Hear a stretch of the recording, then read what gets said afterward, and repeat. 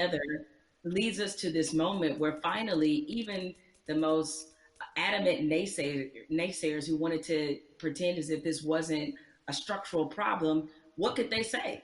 I mean, there was Yeah. nothing else that could be said, and I think everybody who was already fed up, slow down because of COVID-19. If we are going to address this, this needs to happen now. I've never seen 20, 30 million white people asking black people for leadership. That's interesting because they start, well, what do you want me to do? I'm like, well, I don't know. Google is a powerful tool. I don't know. I'm realizing now, though, that this is an honest question. How do you think that we as African Americans and our allies can rise to meet a moment like this and actually accept the fact that we may actually have a couple million new allies? And how do we deal with that? That's new for us. I'm glad you used the word leadership because there's a difference between us being put in a leadership position and us being put in an educational position. The educational part, we are long past, right? Like we don't want to be educating anybody else about race. We're not here to soothe you. We're not here to make you feel better. But leadership is something different. And it looks different depending on how you want us to take that leadership. Certainly, we are accustomed to being a voice on these issues. We're accustomed to setting the agenda. It's fine if we continue to lead in that direction. I think what we're looking for is if this were, a relay race, we want to pass the baton and we want you to be able to say, okay, here's what we've been feeling about this issue. Here's what needs to happen to change it. The other part of this race is that you got to be willing to run it just as hard and as fast as we are. Because if you're not, that's why we remain stuck in the flying pattern that we've been in for hundreds of years and decades as we've tried to reconcile this issue. So we have to figure out what is the most useful way of allyship. We see a lot of people throwing statements around. We see a lot of people throwing money around. We need that to be a focused effort, and more importantly, to be vocal about it. I can't I can't take any more double sidedness. There can be no more other siderisms. If I may make up a word, meaning that you give over here, and you're a company that is like, yeah, Black Lives Matter, except for in my boardroom where they don't, Ooh. or except for in my organizational chart where they don't. So I'm done with that, right? Oh, that's great. Charity's great. Charity doesn't change structural racism, right? What changes it is when you actively look in your building and ask, why Mm. aren't there more black people in this building, in this boardroom, in this C-suite? So the allies that we have, what you can do, change the structure and cultures of your companies, of your businesses, of wherever it is you have influence. Start there. The thing I try to tell people is, it puts us in a no-win situation. I want our white sisters and brothers to be better educated and to care more, but I don't want to have to bear the burden of trying to teach and educate all the time. The reason you pay tuition is because it's costly to educate someone. You coming up to me and saying, educate me, that's costly to me emotionally and from a time point of view. Also, I think we have to be very honest. Nobody would go up to somebody and say, teach me Russian in 5 minutes. And by the way, make me feel good about it. Right? I mean, you like, hold on a second. Like, you want me to teach you about racism, which is the history of race in America is just as complicated as Russian. And you want me to teach you that in 5 minutes. And also, if I make you feel bad about it in any way, now I got to be your therapist too. And like you said, soothe you or whatever. That's got to stop.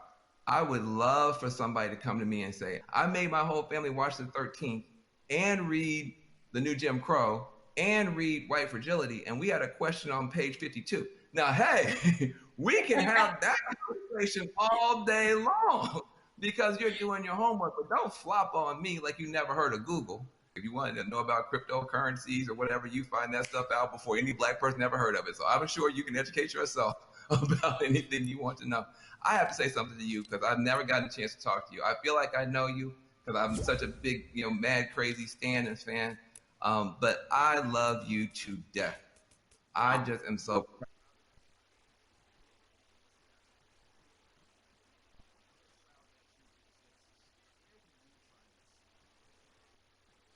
do what you're doing and say what you're saying, even in the face of opposition, to the point where now the whole world has to listen to you. Where did you find the strength when they weren't listening? Part of the black woman's condition is that we don't know any other way. And most of us, I come from a line Demi, of you're a Black women what? who were just like this. My mother's like this. My grandmother was like this, where it's the old phrase we've all used as Black people, making a way out of no way. And scream until they hear you. You know what I'm saying? Know Is that you. because the No, opposite, you. to do the opposite of that is what? Is that I can't even afford to do that. I don't know any other mode but to fight for what's right, but to try to stand on the right side of history, but to speak for people who don't have a voice or a platform as large as mine because somebody did it for me. I'm in La right What now. advice do you have for people who want to have these conversations, maybe not as well spoken, not as well read as you might be, but who really are sincere and want to have a conversation? I think you have to start from a point of honesty and being real about what some of your beliefs, Okay. prejudice, biases are, where they come from, why you learned them. I think if you take anything else beyond race, as we get older, we do a whole lot of unlearning. Young folks, when you get to like your 30s, you do a whole lot of that, right? But yeah, my advice is to always start from the point of truth and honesty and self-awareness. And you'd be surprised what you can get accomplished just by digging into those things. I mean, if you know you come from a racist background, or if you come from where race was talking about a certain way, be honest about what those conversations were and what they taught you. And ask yourself, is this the kind of person that you really want to be? Yeah, I feel like there's a 21st century mindset and a 21st century skill set that, everybody's going to need a mindset of empathy. I mean, we're going to be dealing with people, every color, flavor, every kind of human being ever born. We all have to deal with each other now because of the internet, because of just the world economy. You're going to be competing against people in China and Nigeria. That's just the world. So you have to have a mindset of empathy to really try to understand where people are coming from. You have to have a skill set of listening. If you understand this conversation, you can talk to Black folk and brown folk and Muslims, everybody else. So we're trying to confer a benefit to you. We're trying to make you better. It'll make my life better, but it'll make your life better too. Now, what charity are you supporting? Well, as some people can maybe see my T-shirt, it says "Support Black Journalists." Right? The lack of still Black journalists in most newsrooms is pretty appalling. What changed my life and what got me really on the right path in this business was being a member of the National Association of Black Journalists. NABJ is the largest minority journalism organization in the country. The development, the networking, changed lives. It changed a lot of people's careers. I mean, people like you, Van, and everybody you want to think of, Roland Martin, Soledad O'Brien, people, Michael Wilson.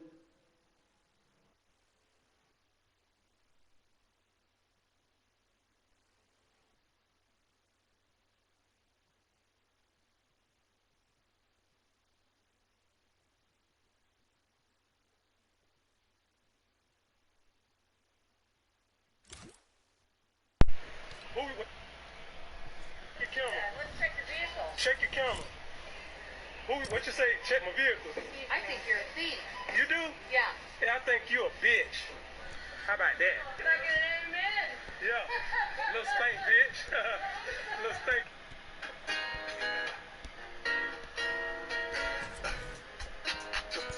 Corleone, bitch, I'm a boss. My young niggas working, they getting them off. We only take trips, we ain't taking no loss. Free all my niggas involved. I'm in Miami, I went up and does it. Blood my wrist. Here are 3 tips that could probably save your life one day. If you're ever hiking and you see a mountain lion, do not turn your back on this. Instead, walk backwards facing towards the animal. Cat animals like this are ambush predators, which means they will attack you while you're facing away from them. If the elevator you're in all of a sudden starts to free fall, most people think to jump as soon as it hits the ground and then you'll be okay, but this is false. Instead, lay down with both your arms and feet spread out because when the elevator hits, your body will be able to absorb more of the impact. Always remember the survival rule of 3. You can go 3 minutes without air, 3 days without water, and 3 weeks without food. Here are 3 tips that...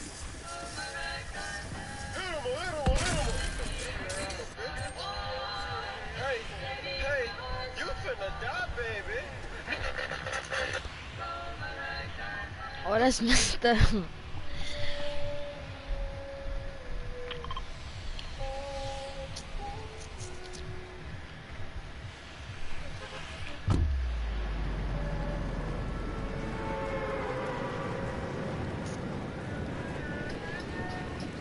Dang. Dang, that's really good. That's really nice. Now I'll tell you what I got you this single mother being fine diagnosis just killing me.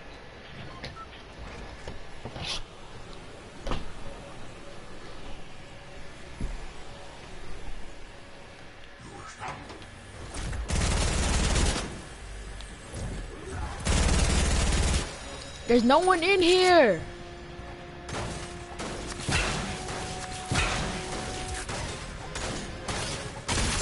Damn.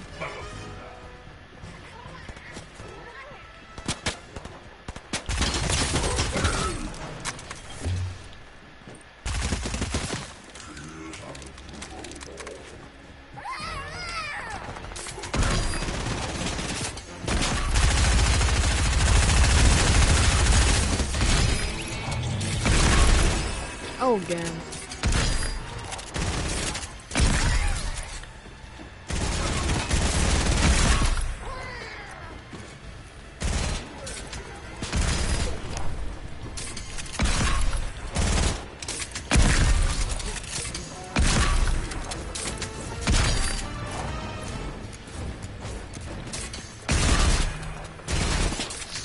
Sucking. This game really sucks. Damn. Get your man. Get your man. Get your man. Get your man.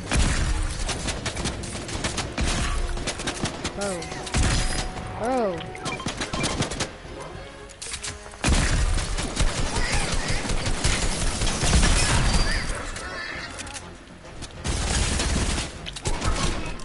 You're not talking anymore, huh?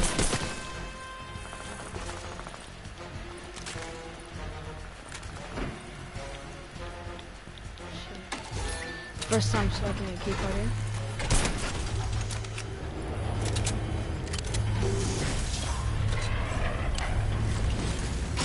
Hopefully no one else gonna do this.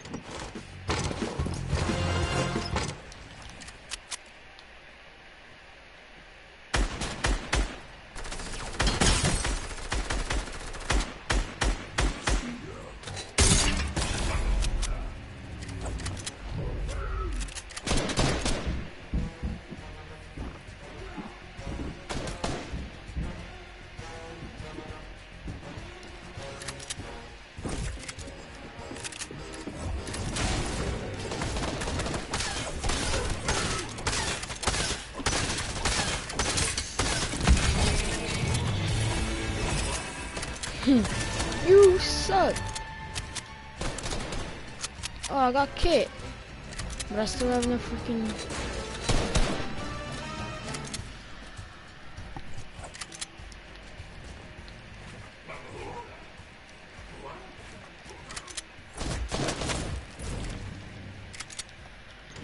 Dang, I really can't play with this controller.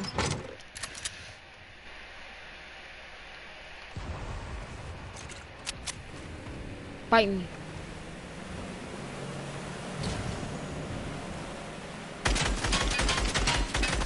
Come back. You have rocket ammo? No. Yes.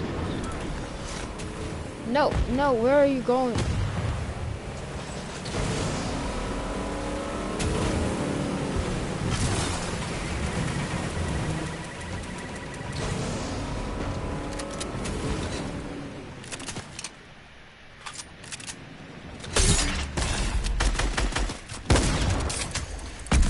Oh, I might have to snatch that.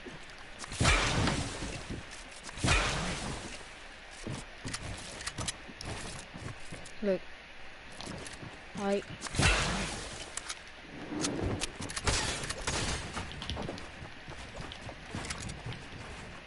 Damn. Ah, no wonder I took the break on Fortnite.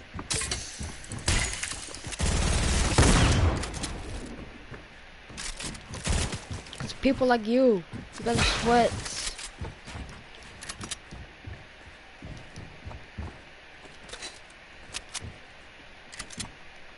Bro, what are you doing? You're a sweat. Just come push me.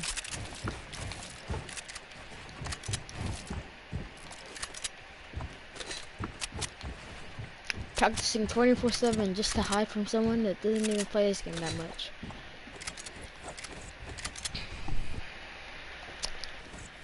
Bro, what are you doing? I'm not going down there.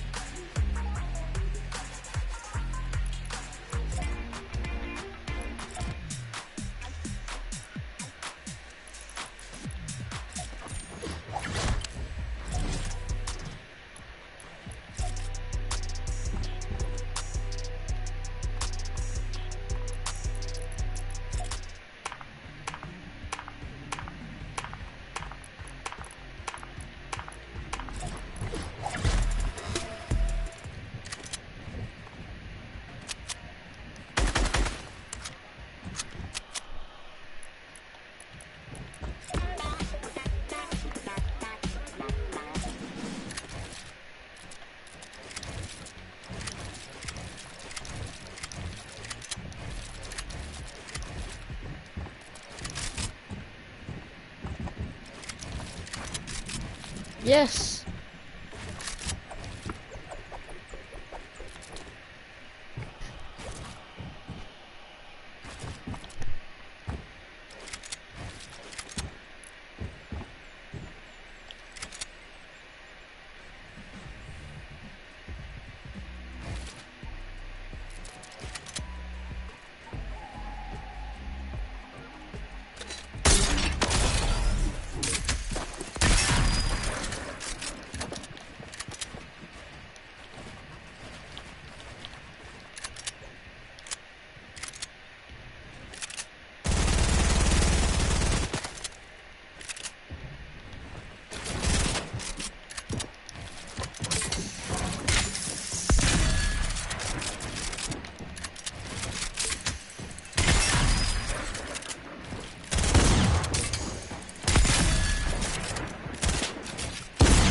Ah.